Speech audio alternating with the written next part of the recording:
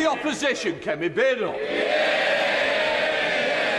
Under the Conservatives, schools became twice as likely to be good or outstanding after going through our behaviour programme. So why did the Education Secretary abolish that programme? Yesterday's PMQs was all about education, as Badenoch tried to trumpet the Tories' record as if it was a shining beacon of success. Mr. Speaker, she talks about the record of the last government.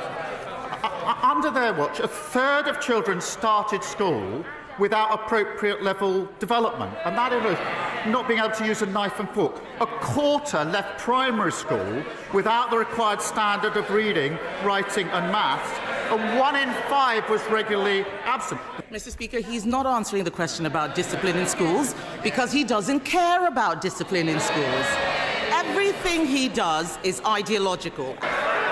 And this is not ideological. I'm a parent of 2 teenage children, both of whom go to a state school. So I'm vested in this, and it matters hugely to me. Nothing ideological about it. That is why we're driving up standards, as we always have done.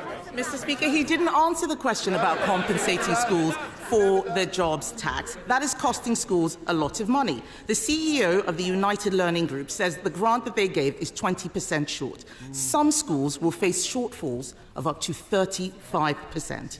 Can he guarantee that no teacher will lose their job as a result of his jobs tax? This question is rich, as the Tories were infamous for giving unfunded pay increases to teachers, which basically meant that the schools had to foot the bill and take it from their school budget, whereas a funded pay rise means that the government pays extra money to the school. Mr. Speaker, with this government at the budget that put a record amount into our schools, just as we put a record amount into our NHS and into our public services, we were utterly failed under the last government. But yet again, she wants all the benefits, the NHS, but she can't say how she's going to pay for it. That's what got us into the mess in the first place.